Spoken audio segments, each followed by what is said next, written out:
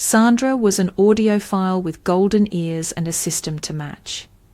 Every component in her setup, from the handcrafted tube amplifier to the turntable resting on a slab of granite, had been meticulously chosen for sonic perfection. When she lowered the needle onto a record, the sound was pure bliss, warm, detailed, and utterly immersive.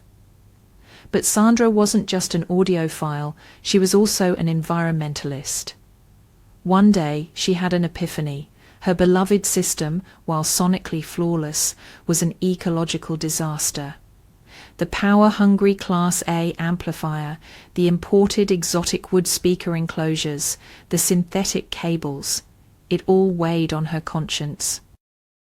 So she made a decision. She would create the world's most sustainable hi-fi system, one that was completely green. First, she ditched her power amplifier in favor of a hand-cranked generator. No more wasted electricity, just good, honest, mechanically sourced energy. True, it meant cranking constantly while listening, but wasn't that a small price to pay for saving the planet?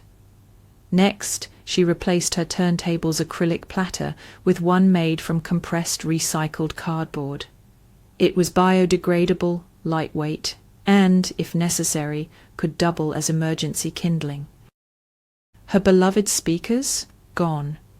In their place, she installed a pair of upcycled megaphones, salvaged from an old stadium PA system. She fashioned diaphragms from repurposed plant-based parchment. No magnets, no rare earth metals, just pure passive amplification. Finally, she crafted speaker cables from organic hemp twine, no metal, no plastic insulation, just a pure string telephone connection. When the system was complete, Sandra sat down for her first listen. She placed a record, pressed from algae-based bioplastic, onto the turntable, cranked the generator with one hand, and carefully lowered the needle. The sound was, well, different. The cranking produced a constant whooshing noise. The cardboard platter wobbled, causing an odd warbling effect. The megaphones projected everything with a harsh, hollow, honking quality. And the hemp cables?